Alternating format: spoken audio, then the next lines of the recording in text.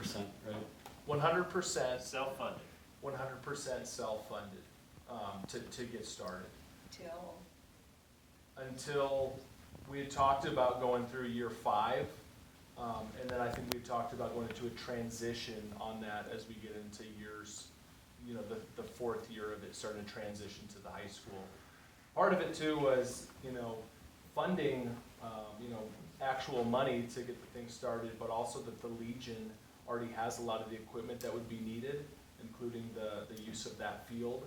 And so, you know, some value to what that is to be able to start playing at that park, as well as using their batting cages, their baseballs, their bats and their equipment and things like that.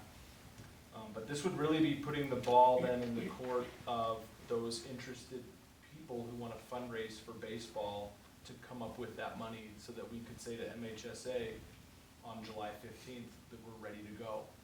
You know, we're gonna do this year 1, which again is 1 year from now.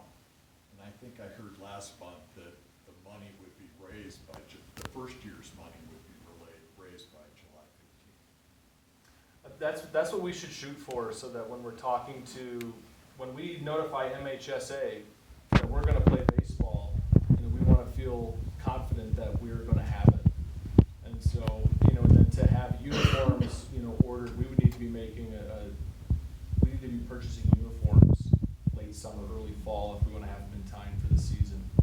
So July 15th is that deadline that is approaching. And we will be working with the Baseball Association to just put all this in writing, So we can remember. so we can remember. Right. Yeah. So, I always have a hard time starting these extracurriculars on private money and then knowing the school district is supposedly picking it up in time. Because we've just said that, I mean, we're in a terrible budget crunch, and yet we're basically okaying another sport, even though we aren't picking it up right away. We're gonna be expected to pick it up year 5. I'm just stating that I'm not always comfortable with the way we do that, because I think we have no clue at year 5, and then we start a big program, and what if we can't fund it, anyway, I just think it's really touchy for me, so I'm just saying, I'm not gonna vote against it, but it's a really touchy thing.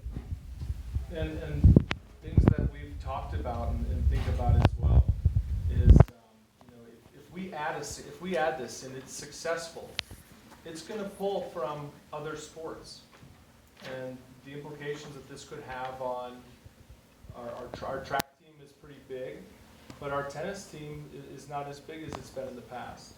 And those are things we've talked about. Is if in 5 years from now we have a sustainable program that's successful, that's competing at you know, within our conference, we might not have room for everything.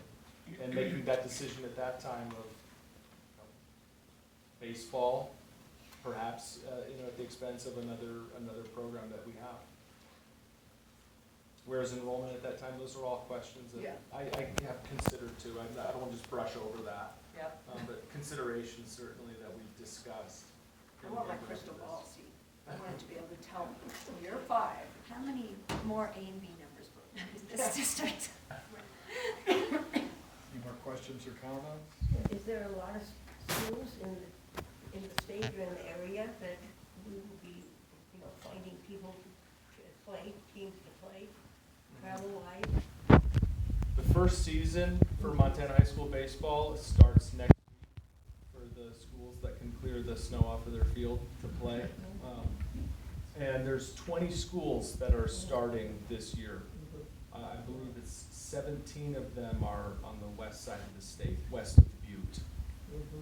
There's a lot of schools having these same discussions with their boards right now, and anticipation that there will be more next year, but it's slow. You know, it's going to be a slow go. I think getting schools started is more popularity on the western side of the state. We compete in a conference on the eastern side, even though we're kind of geographically able to fit in with either one. Does the program have a projected budget? We based it off of our softball budget, which is around $30,000 a year. And that can go up and down kind of depending on where the state tournament is, if we qualify for state.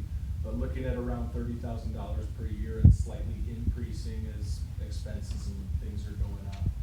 And so that covers travel and transportation, And coaches. and, you know, some bare bones equipment to be able to go, you know, to be able to field, you know, a team that's equipped.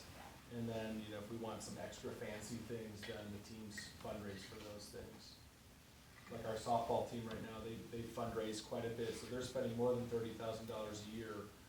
But anything above $30,000, they're fundraising on their own.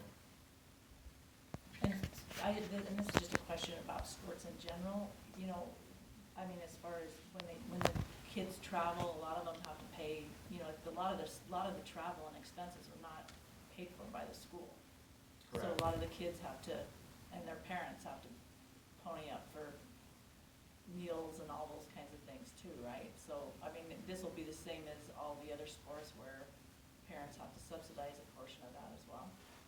That would be the case, yep. And so we'll send teams on tournaments, they could be 3-4 day tournaments, hotels, restaurants, and billings, and that's probably good saying, hey mom, I need some money, we're going on a trip. Teams could fundraise for those, and we could put that money aside and use that money to pay for those things, but traditionally we use that money that we fundraise to pay field rental expenses or team warm-ups and things like that. But yes, there would be expenses to the kids on those overnight trips. Additional board comment?